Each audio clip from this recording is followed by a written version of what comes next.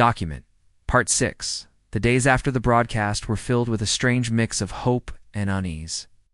Humanity had sent its message, a fragile but heartfelt plea for understanding, and now all they could do was wait. The Sentinel remained in orbit, its glowing surface pulsating softly as if it were alive. Didn't move, didn't respond, just hovered there, watching and waiting. For Daniel Carter and Rachel Monroe, the weight of uncertainty was almost unbearable. They spent there, days monitoring the situation from Horizon Base, analyzing data streams and looking for any sign of change in the Sentinel's behavior. At night, they returned home to their quiet mountain town, where the stars seemed to shine brighter against the vast, dark sky. But even under that peaceful canopy, sleep eluded them. Every creak of the house, every rustle of leaves outside, felt like a reminder of how precarious their existence truly was. Ethan Cole, too, struggled to find peace. Though he'd played a key role in delivering humanity's message, he couldn't shake the feeling that it wasn't enough. He replayed the mission in his mind over and over: the journey to the Sentinel, the encounter with Kale, the terrifying power of the structure itself. Each memory reinforced the reality of how small and vulnerable Earth really was, compared to whatever forces the Watchers represented. Lena Brooks, ever the pragmatist, focused on keeping the team grounded. She organized daily briefings at Horizon Base, bringing together scientists, military personnel, and diplomats to discuss next steps. "We've done everything we can for now," she told them during one meeting. "All we can do is stay vigilant and keep pushing forward." But staying vigilant proved harder than anyone expected. Reports of strange phenomena continued to pour in from around the globe. Plants mutated faster than before, twisting into unnatural shapes and glowing faintly in the dark. Animals exhibited bizarre behaviors, birds flying in erratic patterns, fish swimming upstream in mass, and insects forming swarms that blanketed entire fields. Even the weather seemed unpredictable, with sudden storms appearing out of nowhere and disappearing just as quickly. Rachel became obsessed with documenting these changes, convinced they held clues about the Watchers' intentions. She spent hours in her lab, running tests on soil samples, water sources, and plant specimens.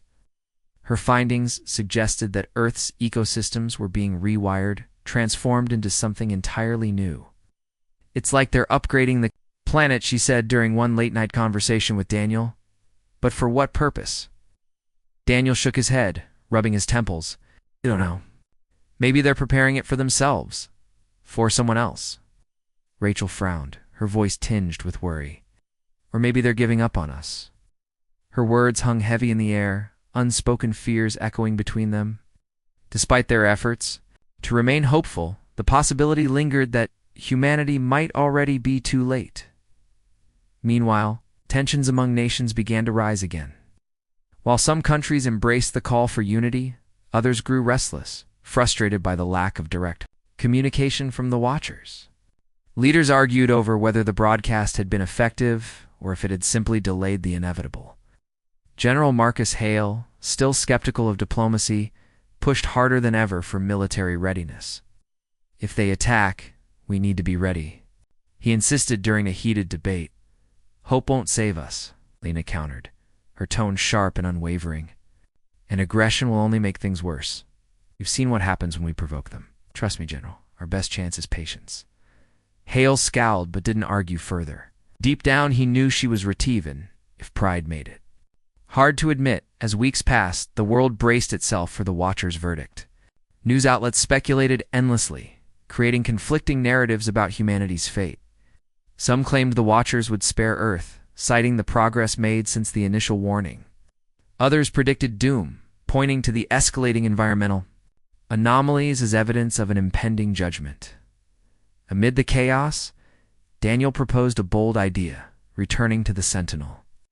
"We need to show them we're serious," he said during a meeting at Horizon Base, "that we're willing to face them directly, no matter the risk."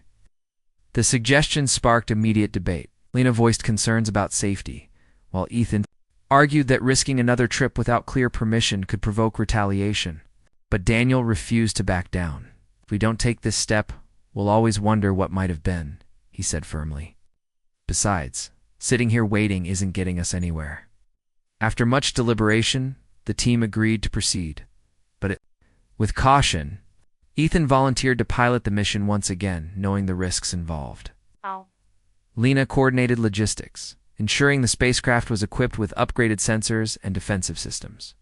Rachel prepared additional data to present to the Watchers, hoping to reinforce humanity's case for redemption. On the morning of the launch, the atmosphere was tense but resolute. Friends, colleagues, and family members gathered to see the crew off, their faces etched with worry and admiration. President Stephen Hayes delivered a brief speech, thanking them for their bravery and reminding everyone that the fate of humanity rested in their hands. "Bring us hope," he said as he shook each of their hands. "That's all we ask." The spacecraft ascended into the sky. Millions watched from below, holding their breath. For many, it felt like the final chapter of humanity's story was being written, and they could only pray it wouldn't end in tragedy. The journey to the Sentinel was eerily similar to the first, though this time the crew approached with a mix of determination and dread. As they neared the massive structure, its surface shimmered ominously, pulsating with energy that seemed to hum in their minds. Ethan navigated carefully, guided by Lena's precise calculations. Ow. When they reached the same entry point as before, the ship slipped inside without resistance. Inside, the chamber looked exactly as they remembered, glowing tendrils of light swirling around them, casting shifting colors across the walls. Kale stood in the center, its starlit form radiating calm authority. This time, however, its expression was less welcoming, more scrutinizing. "You have returned," Kale said, its voice resonating deeply within their thoughts. "Why?" Daniel stepped forward, clutching a tablet containing the updated presentation. "To show you that we're trying, that we're capable of change." Kale tilted its head, studying him intently. "Change is not measured by words or gestures alone. It is tested through action." Show me." Rachel stepped up beside Daniel, holding out a sample container filled with mutated plant material. "This is proof of what's happening on Earth," she explained. "Your influence is reshaping our planet. We want to understand why and how we can help." Kale paused, its glowing eyes flickering slightly. "You seek answers, yet you fail to grasp the larger truth." "What truth?" Lena asked, stepping closer. "Tell us what you want from us." Kale turned its gaze toward her, unblinking. "To determine whether your species is worthy of survival, whether you value life more than destruction, so far the evidence remains inconclusive." The words hit hard, leaving the crew silent and shaken. They had come so far, sacrificed so much, yet it still wasn't enough. Ethan, unable to contain his frustration, spoke up. "Then tell us what we need to do. What does it take to prove ourselves?" Kale regarded him with an unreadable expression. "Prove that your actions align with your promises, that your unity is genuine, not fleeting. Until then, your fate remains undecided." Before anyone could respond, the chamber began to shift. The glowing tendrils retracted, revealing images projected onto the walls, scenes of recent human achievements, communities rebuilding after disasters, children planting trees, scientists collaborating to develop sustainable solutions. But interspersed among these moments of hope were flashes of violence, greed, and division. It was a stark reminder of humanity's dual nature. "We see your potential," Kale said finally. "But potential is meaningless without commitment. Choose wisely." With that, the chamber dissolved around them, depositing the ship back outside the Sentinel. Inside, the crew sat in stunned silence, processing what had just happened. "So, did we fail?" Ethan asked, breaking the quiet. "No," Daniel replied, his voice firm despite the uncertainty. "Not yet, but we're running out of time." On Earth, news of the second encounter spread quickly. People rallied around the message of hope and determination, inspired by the crew's bravery. Communities redoubled their efforts to rebuild and restore, determined to tip the scales in humanity's favor. Scientists worked tirelessly to decode the mysteries of Earth's transformations, searching for ways to adapt and thrive. For Daniel, Rachel, Lena, and Ethan, the mission wasn't over. It was just beginning. Whatever challenges lay ahead, they vowed to face them together. United by the belief that humanity still had a chance to rise above its flaws and secure a future worth fighting for, as they looked up at the stars. The sentinel loomed large, and the distance a silent guardian, a judge, and perhaps a teacher. Its presence reminded them of the stakes, but also of the opportunity to choose a better path. Not just for themselves, but for generations to come. Document. Part 1. The year was 2147, and Earth had transformed into a world of towering cities made of shimmering glass and steel. The air buzzed with the hum of drones delivering packages, while autonomous cars zipped silently along roads that seemed to stretch endlessly toward the horizon. Humanity had reached new heights in technology, but beneath all the progress lay old problems, greed, division, and an unshakable thirst for power. In a quiet town nestled at the base of the Rocky Mountains, life moved slower compared to the bustling megacities. Here, surrounded by dense pine forests and snow-capped peaks, lived Daniel Carter, an astrophysicist who spent most of his days staring at the stars. His work took place at Horizon Base, a top-secret research facility tucked away in the wilderness. It was here that scientists studied everything from distant galaxies to mysterious signals coming from deep space. For Daniel, it wasn't just a job, it was a calling. Daniel's wife, Rachel Monroe, shared his love for discovery, though her focus was much closer to home. A biologist by training, she spent her days studying plants and ecosystems, often venturing into the woods near their house to collect samples.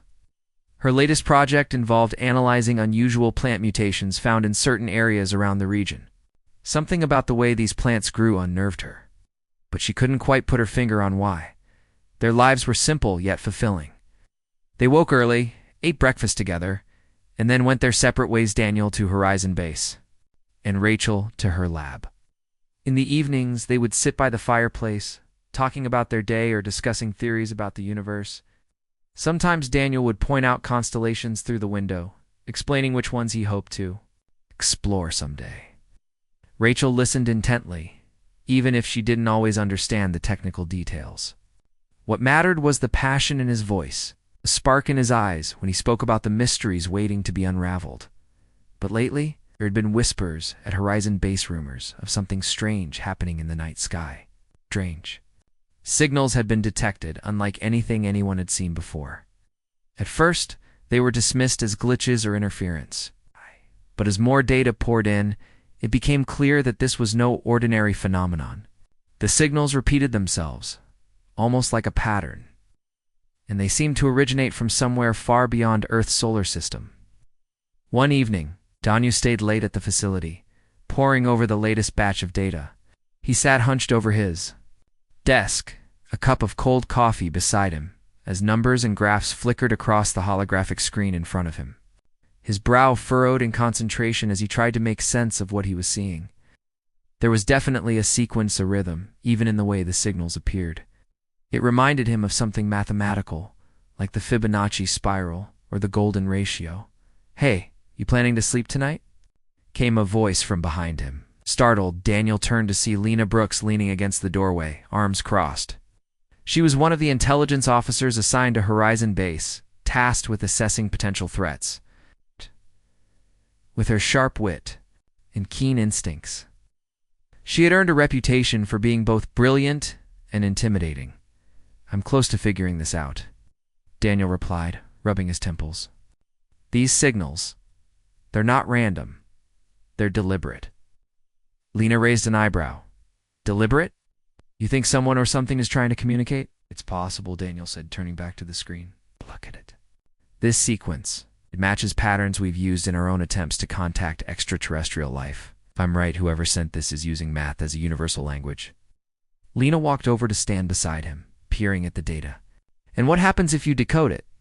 "I don't know yet," Daniel admitted, "but I have a feeling it's important." As the hours passed, Daniel worked tirelessly, running simulations and cross-referencing the signals with known mathematical models. Finally, just as dawn began to break outside, he cracked the code. The message was short but unmistakable. "Cease all aggression, or face consequences. For a moment, Daniel just stared at the words, his heart pounding. Was this real? Had humanity finally received confirmation that it wasn't alone in the universe? And if so, what did the message mean? He called Lena back into the room, showing her the decoded text. Her expression darkened as she read it. "This isn't good," she muttered. "If this gets out." "It has to get out," Daniel interrupted. "People need to know. This could change everything." Lena shook her head. Or it could start a panic. Imagine the chaos if everyone thinks aliens are threatening us. We can't just broadcast this without thinking it through. Reluctantly, Daniel agreed to keep the discovery under wraps for now. But as he drove home that morning, the weight of the message pressed heavily on his mind.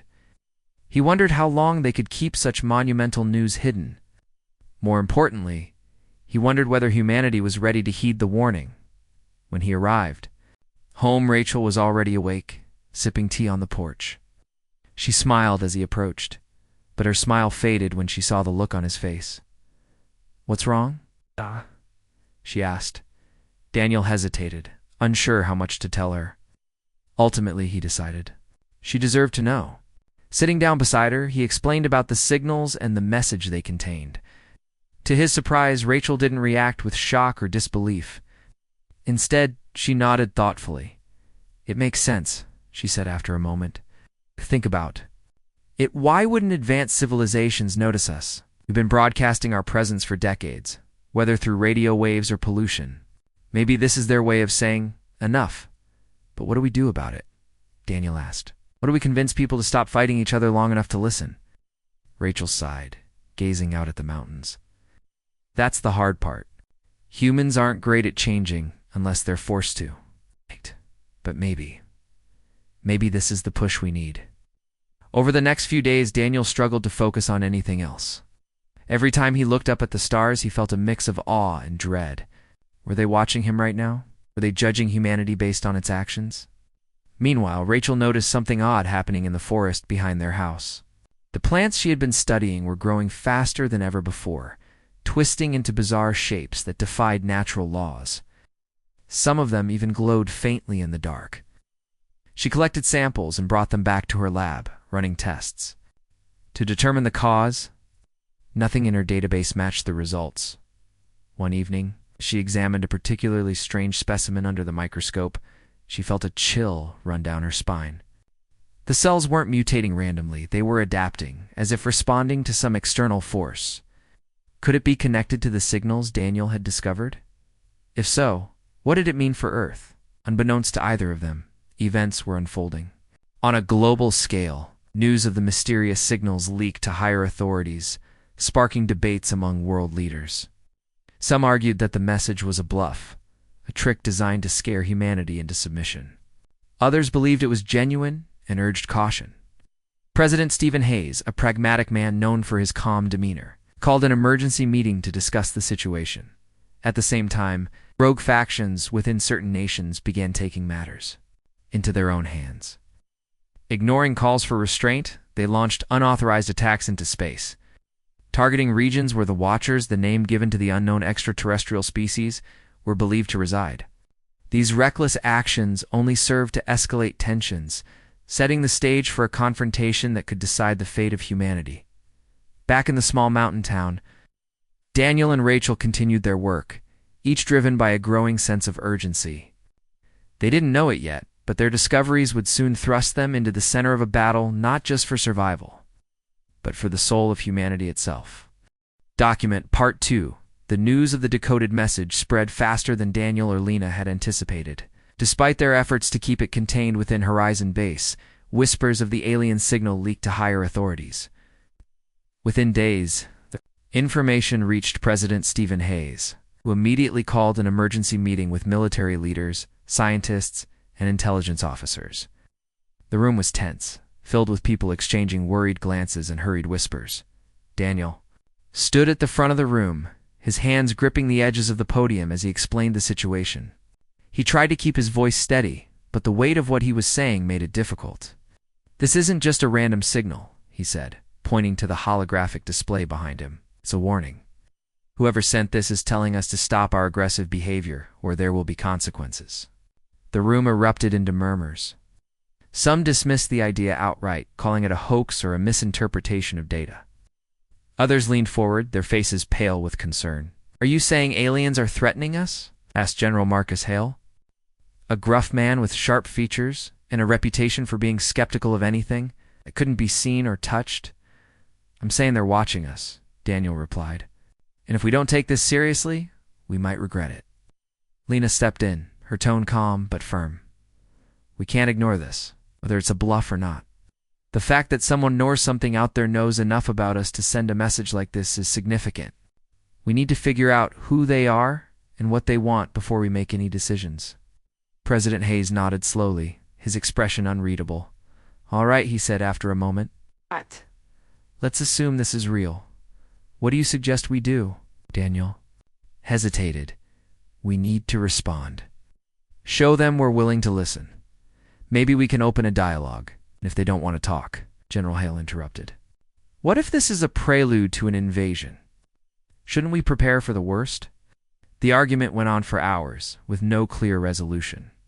By the end of the meeting, President Hayes ordered increased surveillance of space activity and instructed Daniel's team to continue analyzing the signals. Meanwhile, military forces were put on high alert, ready to act if necessary. The world held its breath, waiting to see what would happen next. Back home, Rachel felt the tension growing. She hadn't told Daniel about the strange changes she'd observed in the plants near their house, fearing it would only add to his stress.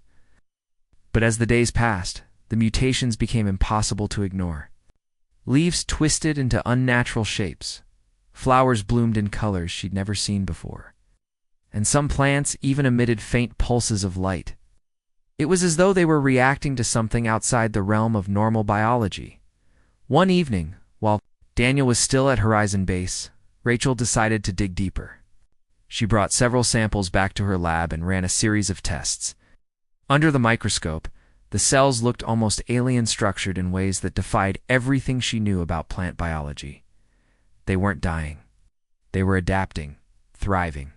Even as if responding to some invisible force, her mind raced with possibilities. Could the same beings responsible for the signals also be influencing Earth's ecosystems? If so, what was their goal? Were they testing humanity's resilience? Or was this a sign of something more sinister? As she worked late into the night, Rachel heard footsteps approaching. Startled, she turned to see Ethan Cole standing in the doorway. A decorated pilot with a haunted past, Ethan had been assigned to assist Horizon Base in case the situation escalated. His presence usually meant trouble, and tonight was no exception. "You look like you've seen a ghost," he said, leaning against the doorframe. Rachel forced a smile. "Just trying to make sense of these plants. Something's off about them." Ethan stepped closer, peering at the glowing specimen on the table. "Off how? They're changing," she explained. "Growing in ways that shouldn't be possible. I think it might be connected to whatever's happening in space." Ethan frowned. "You mean the alien signal?" She nodded. "It's too much of a coincidence. What if they're already here in some form and we just don't realize it yet?" Ethan didn't answer right away. Instead, he stared at the plant, his jaw tightening. Finally, he said, "If you're right, we're in bigger trouble than anyone thinks." Before Rachel could respond, her phone buzzed on the counter. It was a text from Daniel. "We need to talk. Now." Her stomach sank as she read the message. Whatever he wanted to say, it wasn't good. When Rachel arrived at Horizon Base, she found Daniel pacing nervously in the control room. Lena was there too, along with several other scientists and military personnel. The atmosphere was electric, charged with a mix of fear and excitement. "What's going on?" Rachel asked, her eyes darting between the group. Daniel stopped pacing and turned to her. "They've sent another message." Rachel's heart skipped a beat. "What does it say?" This time, the message was clearer and more alarming. It warned of specific consequences if humanity continued its aggressive behavior. Natural disasters, crop failures, and widespread chaos were listed as examples of what could happen. The implications were chilling. Whoever these beings were, they weren't bluffing. We need to act fast, Lena said, breaking the silence. If rogue factions keep launching attacks into space, we could trigger a full-scale retaliation. But how do we stop them? Rachel asked. Once people get scared, they don't think rationally. That's why we have to show them there's another way, Daniel interjected. We need to prove that we're capable of change. We're worth saving. The discussion continued late into the night, with no easy answers emerging. As the clock ticked toward dawn, Rachel couldn't shake the feeling that time was running out. The plants in her lab, the signals from space, the growing unrest among nations had all pointed to one inevitable conclusion: humanity was being tested. Over the next few days, tensions escalated worldwide. News outlets reported on the alien signal, sparking panic and conspiracy theories. Some governments urged calm, while others prepared for war. In the streets, protests erupted, with crowds demanding answers and action. People argued over whether the message was genuine or a fabrication designed to manipulate public opinion. Amid the chaos, Rachel doubled down on her research, convinced that the plants held clues to understanding the Watchers' intentions. Spent long hours in her lab, documenting every change and running simulations to predict future outcomes. Her findings suggested that the mutations were linked to electromagnetic pulses originating from space pulses that matched the frequency of the alien signals. Meanwhile, Daniel worked tirelessly to decode additional messages, hoping to find a way to communicate directly with the Watchers. He believed that establishing contact was humanity's best chance at survival. But convincing others to share his vision proved difficult. Military leaders pushed for preemptive strikes, arguing that showing strength was the only way to deter potential invaders. Lena found herself caught in the middle, torn between supporting Daniel's diplomatic approach and acknowledging the validity of the military's concerns. She spent countless hours poring over intelligence reports, searching for patterns that might reveal the Watchers' true motives. Her instincts told her that aggression would only provoke disaster, but she knew better than to dismiss the possibility of an attack. As the days turned into weeks, strange phenomena began occurring across the globe. Earthquakes shook major cities, leaving cracks in buildings and sending people fleeing into the streets. Crops failed inexplicably, leading to food shortages and economic instability.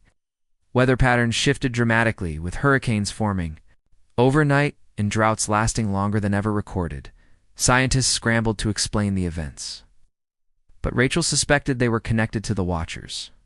Each disaster seemed timed perfectly to coincide with acts of human aggression, whether it was a missile launch into space or a violent uprising in a distant country.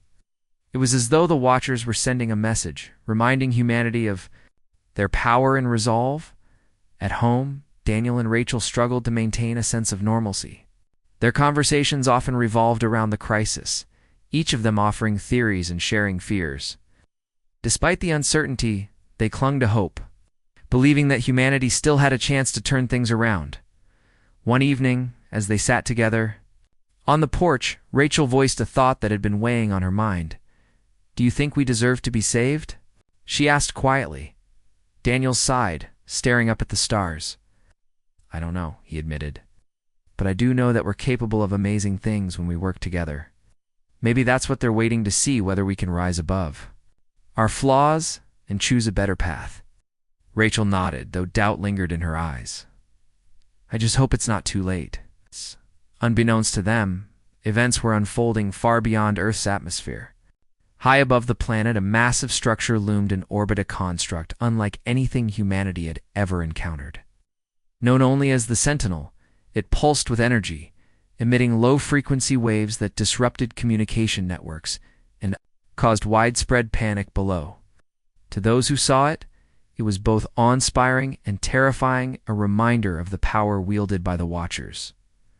For Daniel and Rachel, the appearance of the Sentinel marked a turning point. It was no longer a question of whether humanity was the world teetered.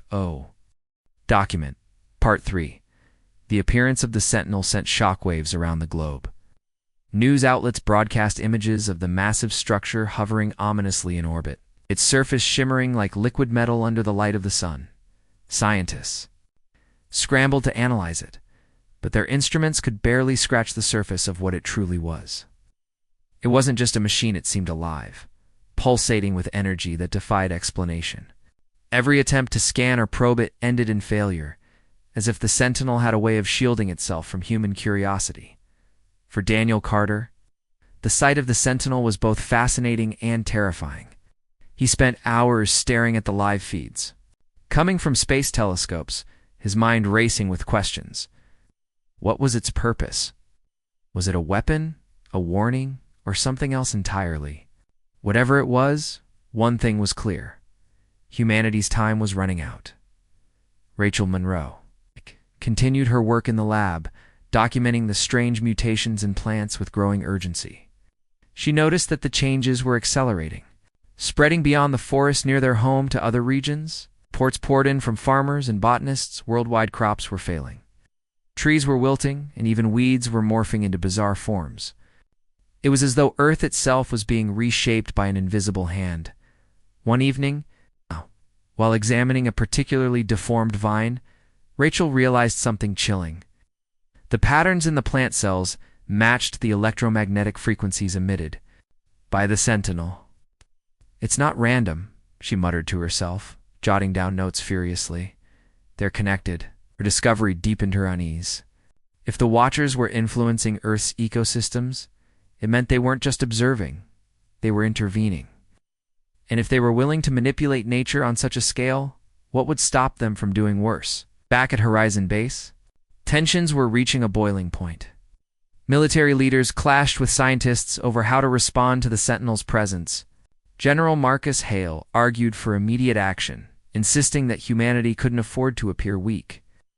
"If we don't strike first, they'll see us as easy targets," he barked during a heated meeting. "We need to show them we're not afraid." Daniel shook his head, frustration bubbling beneath his calm exterior. "Striking first is exactly what got us here," he countered. "Every attack we've launched into space has only made things worse. Don't you see? Testing us. They want to know if we can control ourselves." Lena Brooks tried to mediate, pointing out the risks of either approach. "Attacking could provoke retaliation we're not prepared for," she said. "But doing nothing might make them think we're incapable of change. We need a middle ground." "Damn." Stephen Hayes listened quietly, his expression unreadable. When he finally spoke, his voice carried the weight of someone burdened by impossible choices. "We don't have the luxury of waiting," he said. "People are scared, and fear leads to chaos. If we don't act soon, this whole situation will spiral out of control." In the end, the decision was made to launch a reconnaissance mission. A small fleet of drones equipped with advanced sensors would approach the Sentinel, gathering data without provoking a response. Ethan Cole, the pilot who had been assisting Horizon Base, volunteered to oversee the operation. Though he was skeptical about the mission's chances of success, he felt a duty to help however he could. As preparations began, Rachel grew increasingly uneasy. She confided in Daniel one night, sharing her concerns about the escalating crisis. "What if this isn't just about proving we're peaceful?" she asked. "What if they're already planning something bigger?"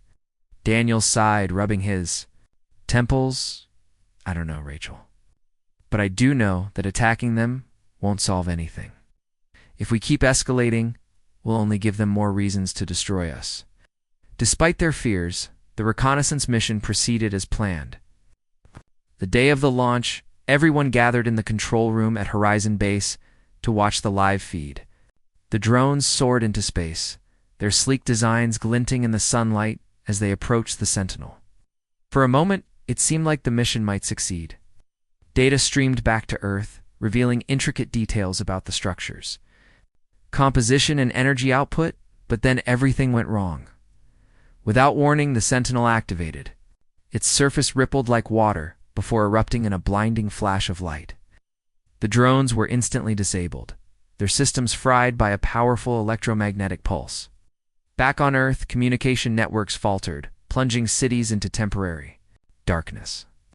Panic spread as people realized the extent of the Sentinel's power. Ethan watched the disaster unfold from the command center, his jaw clenched in frustration. "This changes nothing," he muttered. "We still don't know what they want. Daniel slumped into a chair, his face pale. Maybe they're trying to tell us something, he said softly. Maybe they're showing us what they're capable of, so we'll listen. Rachel nodded, though her expression was grim. Or maybe they're tired of waiting. In the days that followed, the world descended further into chaos. Governments accused each other of secretly building the Sentinel, leading to fractured alliances and heightened mistrust. Rogue factions continued launching unauthorized attacks into space, ignoring calls for restraint. Each strike triggered another wave of destruction. On earthquakes toppled buildings. Hurricanes flooded coastal cities, and wildfires raged unchecked across continents. Amid the turmoil, Rachel made a startling discovery. While analyzing soil samples from affected areas, she found traces of an unknown compound embedded in the ground. It wasn't natural, it was synthetic, engineered with precision far beyond human capability. Her heart raced as she pieced together the implications. The Watchers weren't just observing or testing, they were altering Earth itself, seeding it with technology designed to reshape the planet. She shared her findings with Daniel, who immediately recognized the significance. "This isn't just about punishing us," he said. "They're preparing for something. Maybe. Maybe they're getting ready to take over." Rachel shuddered at the thought. If they wanted to invade, they could have done it already. Why wait? "Because they're giving us a chance," Daniel replied. "A final chance to prove we're worth saving."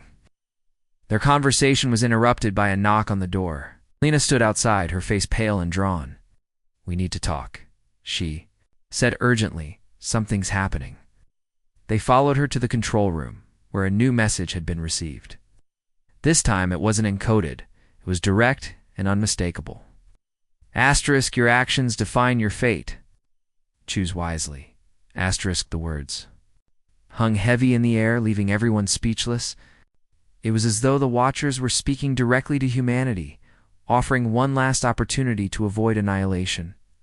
President Hayes convened another emergency meeting, this time inviting representatives from every nation. The mood was somber. With no room for debate, humanity was on the brink of extinction, and the only way to survive was to unite. Reluctantly, world leaders agreed to halt all hostile actions and focus on finding a peaceful solution. Daniel seized the opportunity to propose a bold plan. Using a modified quantum communicator developed at Horizon Base, he believed it might be possible to establish direct contact with the Watchers. It was risky, but it offered a glimmer of hope. Rachel supported him fully, volunteering to assist in any way she could.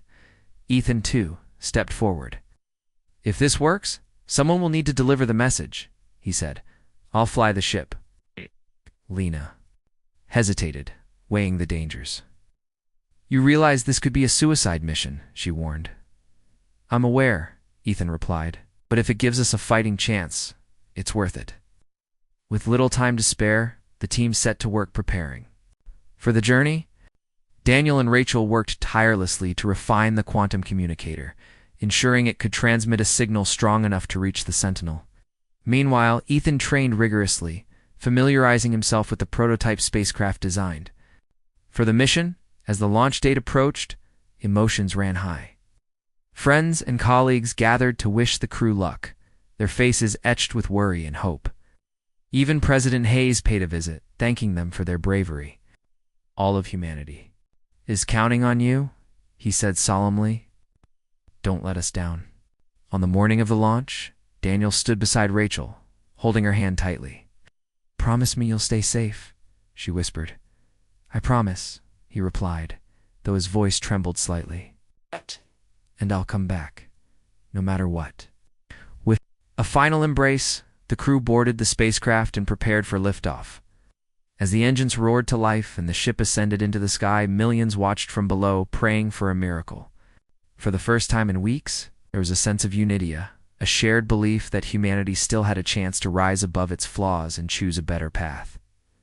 High above Earth, the Sentinel loomed larger than ever, its surface glowing faintly as if anticipating the arrival of its visitors. Whether it welcomed them or judged them remained to be seen, but one thing was certain: the fate of humanity rested in the hands of 4 individuals, willing to risk everything for a second chance. Document. Part 4. The journey to the Sentinel was anything but smooth. As the spacecraft left Earth's atmosphere, the crew quickly realized they were stepping into a realm far beyond their understanding. Space, which had always seemed vast and empty, now felt alive, charged with an energy that made the ship's instruments flicker unpredictably. Outside the windows, the stars shimmered faintly, as though watching the tiny vessel approach its destination. Ethan Cole sat in the pilot's seat, his hands steady on the controls despite the tension gripping him. He had flown countless missions before, but this was different. There were no maps, no guidelines, and no guarantees of survival. Every decision he made could mean the difference between success and disaster. Behind him, Daniel Carter and Rachel Monroe monitored the Quantum communicator, making final adjustments to ensure it would work when the time came. Lena Brooks, seated nearby, kept a close eye on the data streaming in from the ship's sensors, her sharp mind analyzing every detail for signs of danger. "It's getting stronger," Rachel said quietly, staring at the readings on her screen. "Whatever energy the Sentinel is emitting, it's affecting us." Daniel nodded, his brow furrowed in concentration. "We knew this might happen. Just stay focused.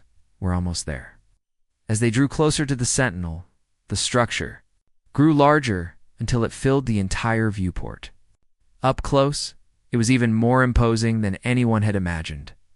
Its surface shifted constantly, like liquid metal rippling under an unseen force. Strange patterns glowed faintly beneath the outer layer, pulsating in rhythm with the electromagnetic waves radiating outward. It was beautiful and terrifying. "This thing isn't just a machine," Ethan muttered, his voice tinged with awe. "It's alive." Lena leaned forward, studying the patterns intently. Or maybe it's a mix of both. Technology and biology fused together. If the Watchers built this, they're centuries ahead of us. The ship shuddered suddenly, throwing everyone off balance. Alarms blared as warning lights flashed across the control panel. "What's happening?" Rachel asked, clutching the edge of her seat. "We're being scanned," Lena replied, her tone urgent. "It's probing, us testing our defenses." Fought to stabilize the ship, his hands moving swiftly over the controls. "Hold on," he shouted as the vessel rocked violently. For several tense moments, it felt like they were caught in the grip of some invisible force, pulling them toward the Sentinel's core. Then, just as suddenly as it began, the turbulence subsided. Everyone let out a collective breath, though the relief was short-lived. "That wasn't a warm welcome," Ethan said dryly, wiping sweat from his forehead. "Let's hope we don't get another surprise like that." Despite the close call, the team pressed on. They had come too far to turn back now. Guided by Lena's calculations, Ethan maneuvered the ship closer to what appeared to be an opening, a dark void in the side of the Sentinel that seemed to pulse with inviting light. "This has to be it," he said. "The entry point." "Stay alert," Daniel warned. "We don't know what's waiting for us inside." As the ship entered the void, the environment changed drastically. The darkness gave way to a kaleidoscope of colors, swirling around them like a living aurora. Sounds echoed through the cabin's soft hums and whispers that seemed to resonate in their minds rather than their ears. It was disorienting, almost hypnotic. Rachel gripped Daniel's arm tightly.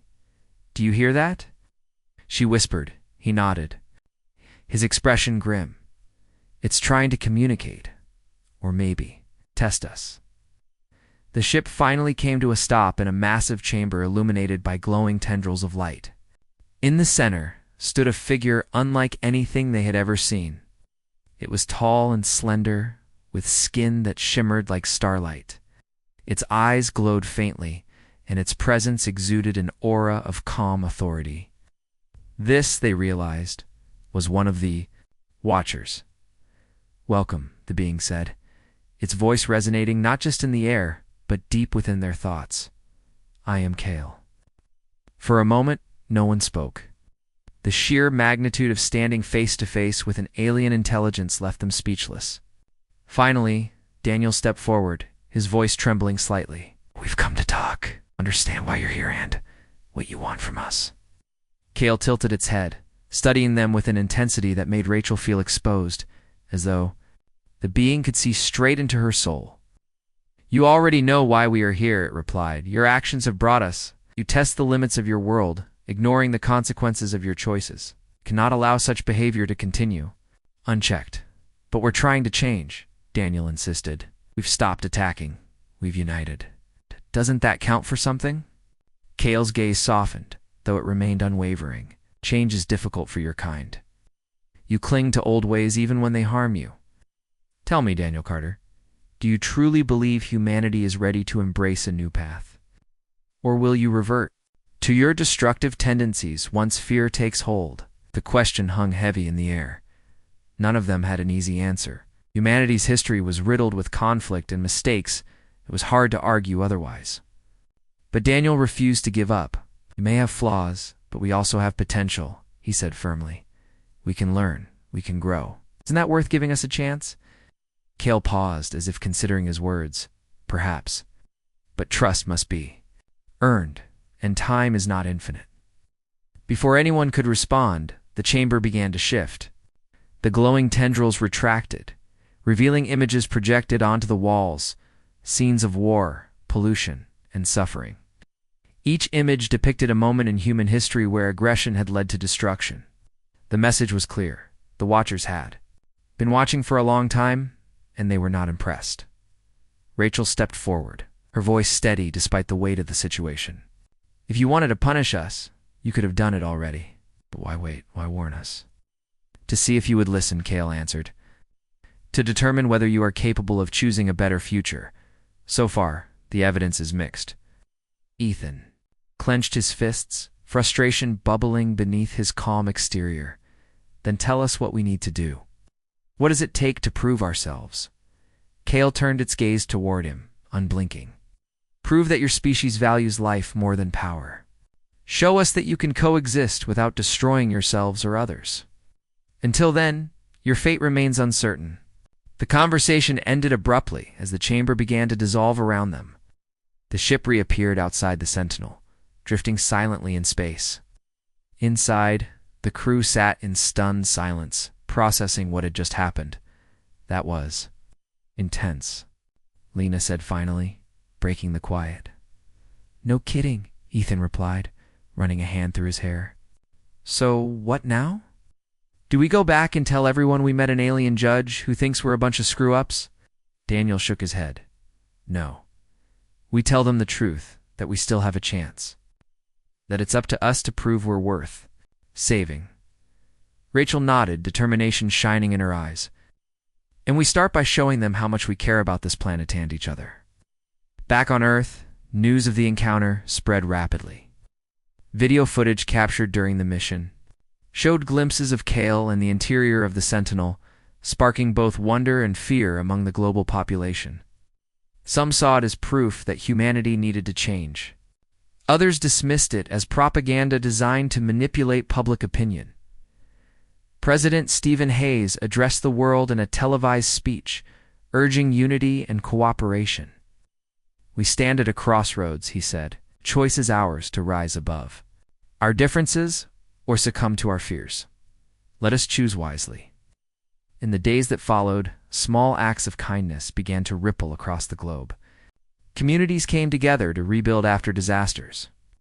Scientists collaborated to develop sustainable solutions. And ordinary people took steps to reduce their impact on the environment. It wasn't perfect, but it was a start. Meanwhile, Daniel and Rachel returned to their work, documenting the ongoing changes in Earth's ecosystems and searching for ways to reverse the damage caused by the Watchers' interventions. Lena coordinated efforts to monitor the Sentinel, ensuring that humanity remained vigilant while pursuing peace. Ethan, inspired by the mission, dedicated himself to training pilots for future endeavors, knowing that the road ahead would require courage and sacrifice. Though challenges remained, there was a sense of hope, a fragile but powerful belief that humanity could rise to meet the expectations set by the Watchers. Whether it would be enough remained to be seen. For the first time in a long time, people dared to dream of a brighter future, one built not on fear, but on the promise of redemption. Document. Part 5. The days following the encounter with Kale were a blur of activity and emotion. News of humanity's meeting with the Watchers spread like wildfire, igniting debates, protests, and even moments of unity across the globe. People gathered in town squares watching holographic broadcasts of Daniel Carter's impassioned plea for change. In living rooms and community centers, families and neighbors discussed what they could do to prove that humanity deserved another chance, but not everyone was convinced. Skeptics dismissed the story as a fabrication, claiming it was a government ploy to distract from Earth's crumbling state. Conspiracy theories flourished, blaming everything from secret alien alliances to shadowy cabals manipulating world events. Meanwhile, rogue factions continued their reckless attacks into space, determined to show strength rather than submit to an unknown force. For Daniel and Rachel, returning home felt surreal. Their small mountain town, once quiet and peaceful, now buzzed with reporters and curious onlookers, eager to catch a glimpse of the couple who had faced the Watchers. Despite the chaos, they tried to focus on their work, knowing that time was running out. Every day brought fresh signs of Earth's transformation, plants growing faster, animals behaving strangely, weather patterns becoming increasingly erratic. One evening, as they sat together by the fireplace, Rachel broke the silence. "Do you think we're doing enough?" she asked, her voice barely above a whisper. "I mean, is planting trees and cleaning rivers really going to convince them?" Daniel sighed, staring into the flames. "It's not just about fixing the planet," he said. "It's about showing them that we're trying, that we care. If we can inspire others to do the same, maybe that'll be enough." Rachel nodded, though doubt lingered in her eyes. "And if it's not, what then?" He didn't answer right away. Instead, he reached over and took her hand, squeezing it gently. "Then at least we'll know we gave it our best shot."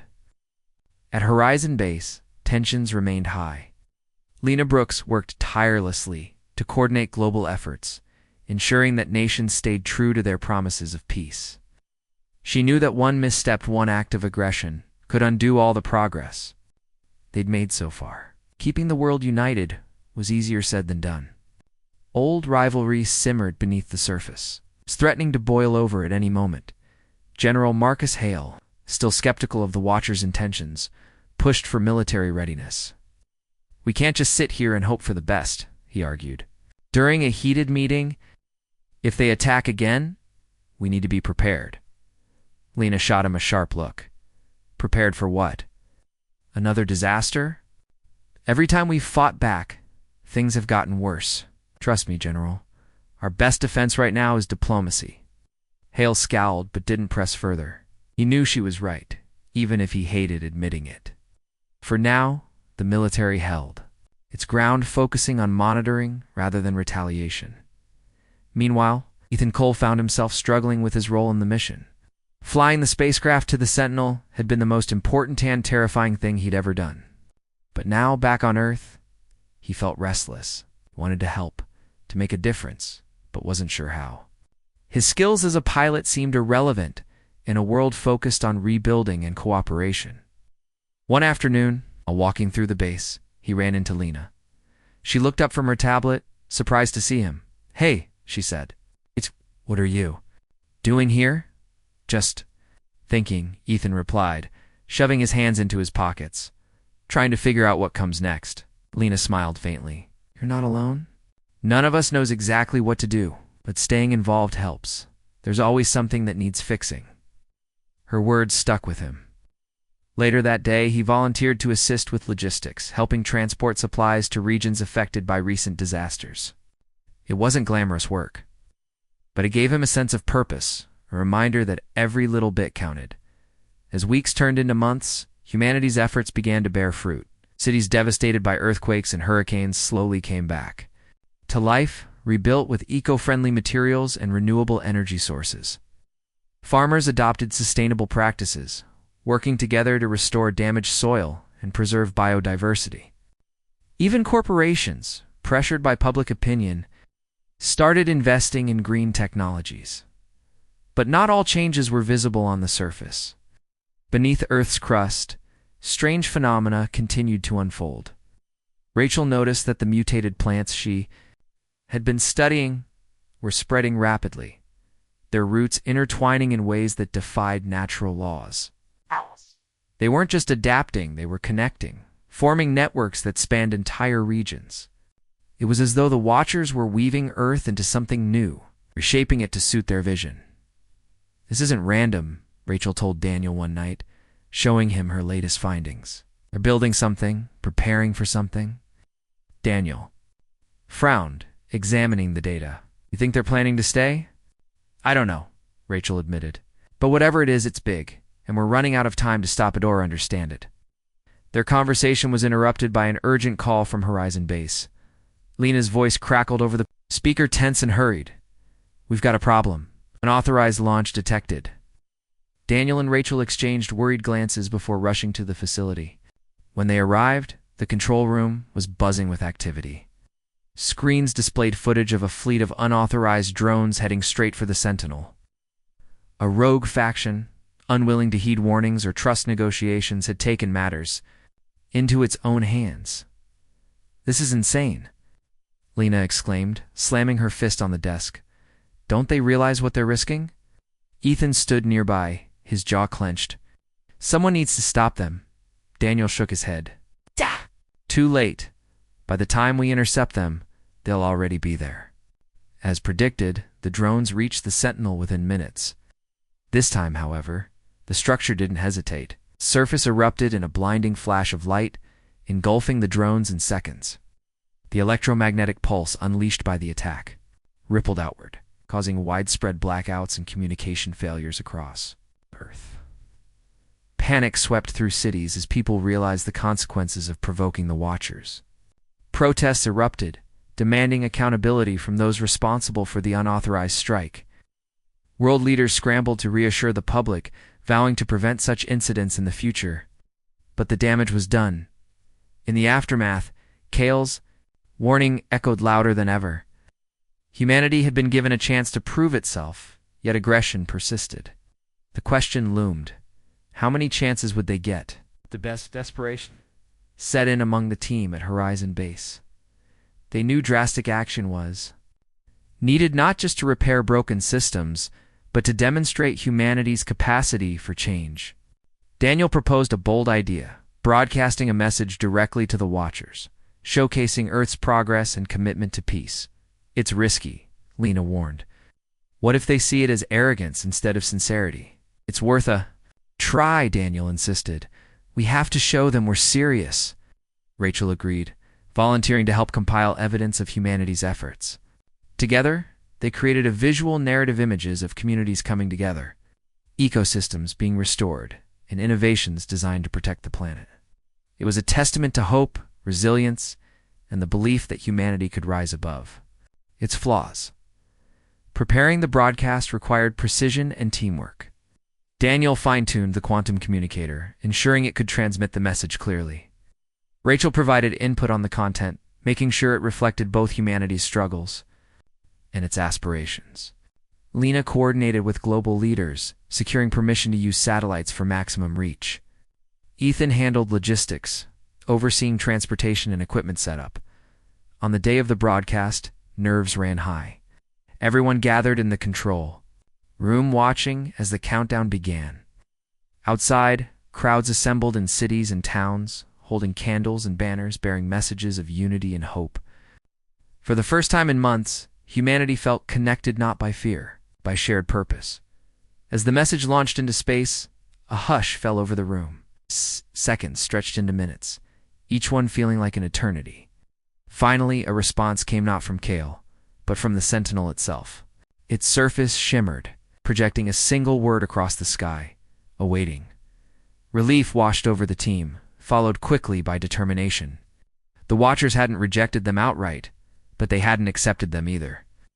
Humanity's fate remained uncertain, hanging precariously in the balance. That night, as the world celebrated a tentative victory, Daniel and Rachel stood outside their home, gazing up at the stars. The Sentinel loomed large in the distance, constant reminder of the stakes. "We did good today," Rachel said softly. Daniel nodded, though his expression remained thoughtful. Yeah, but it's not over. Not yet.